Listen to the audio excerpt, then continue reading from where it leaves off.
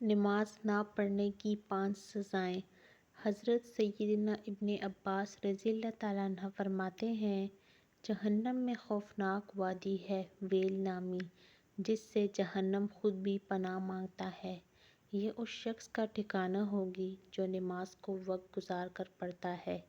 اللہ کریم اس کی عمر سے برکت ختم کر دے گا۔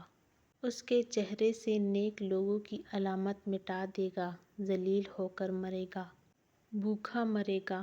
مرتے وقت اسے اتنی پیاس لگے گی کہ اگر سارے دریاؤں کا پانی بھی پلا دیا جائے تو اس کی پیاس نہ بجھے گی۔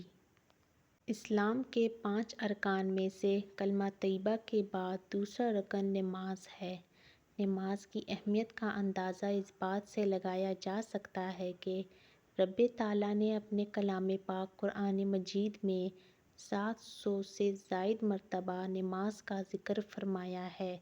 جہاں نماز پڑھنے والوں کے لیے بہت سی انعامات کی بشارت ہے، وہیں اس کو چھوڑنے، سستی برتنے، اس سے روگردانی کرنے والوں کے لیے سزائیں بھی ہیں۔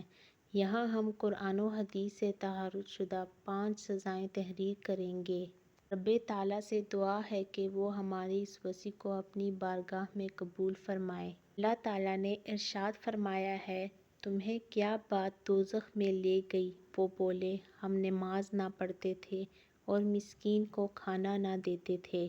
حضور صلی اللہ علیہ وآلہ وسلم نے ارشاد فرمایا، جو جان بوجھ کر ایک نماز چھوڑتا ہے، اس کا نام جہنم کے اس دروازے پر لکھ دیا جاتا ہے جس سے وہ داخل ہوگا۔ بروز قیامت وہ یعنی نماز کے معاملے میں سستی کرنے والا اس حال میں آئے گا کہ اس کے چہرے پر 3 سطریں لکھی ہوں گی۔ نمبر 1، اے اللہ کا حق برباد کرنے والے۔ نمبر 2، اے اللہ کے عذاب کے ساتھ مخصوص۔ نمبر 3، جس طرح دنیا میں تو نے حق اللہ یعنی اللہ کا حق ضائع کیا، اسی طرح آج تو بھی اللہ کی رحمت سے مایوس ہو جا۔ جہنم میں ایک وادی ہے جس کا نام ویل ہے۔ اگر اس میں دنیا کے پہاڑ ڈال دیے جائیں تو وہ بھی اس کی گرمی سے پگھل جائیں گے۔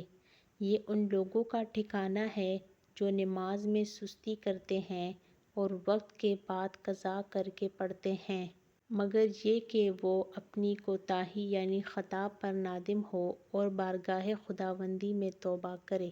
اللہ پاک نے حضرت سیدنا داؤد علیہ السلام کی طرف وحی فرمائی، اے داؤد، بنی اسرائیل سے کہو، جس نے ایک بھی نماز چھوڑی، وہ مجھ سے قیامت کے دن اس حال میں ملے گا کہ میں اس پر غضب فرماؤں گا۔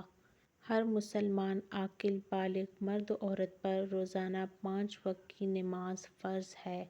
اس کی فرضیت یعنی فرض ہونے کا انکار کرنا کفر ہے۔ جو جان بوجھ کر نماز ترک کرے گا وہ اس عذاب کا حقدار ہوگا، نجات نہ ملے گی۔ جنت اے بے نمازیوں کس طرح جاؤ گے؟ ناراض رب ہوا جہنم میں جاؤ گے۔ نبی کریم صلی اللہ علیہ وآلہ وسلم نے فرمایا، جس نے بغیر کسی عذر کے فرض نمازیں چھوڑ دیں تو اس کا عمل ضائع ہو گیا۔ اللہ کریم ہمیں ذوق و شوق کے ساتھ نماز ادا کرنے کی توفیق عطا فرمائے۔ ہمیں نمازوں میں لذتیں عطا فرمائے اور سجدوں اور رکوع میں اخلاص نصیب فرمائے، آمین۔ نماز دین کا ستون ہے، نیک کاموں میں سے ایک کام ہے، قرب خدا کا ذریعہ ہے۔ پیارے اسلامی بھائیوں اور بہنوں، نماز اللہ پاک کی بہترین عبادت ہے۔ ہم پر لازم ہے کہ نماز کو تمام حقوق ظاہری اور باطنی کے ساتھ ادا کریں اور تمام ارکان سنت نبی کریم صلی اللہ علیہ وآلہ وسلم کے مطابق ہوں۔ ایسی نماز ہی دین کا ستون اور مومن کی معراج ہے۔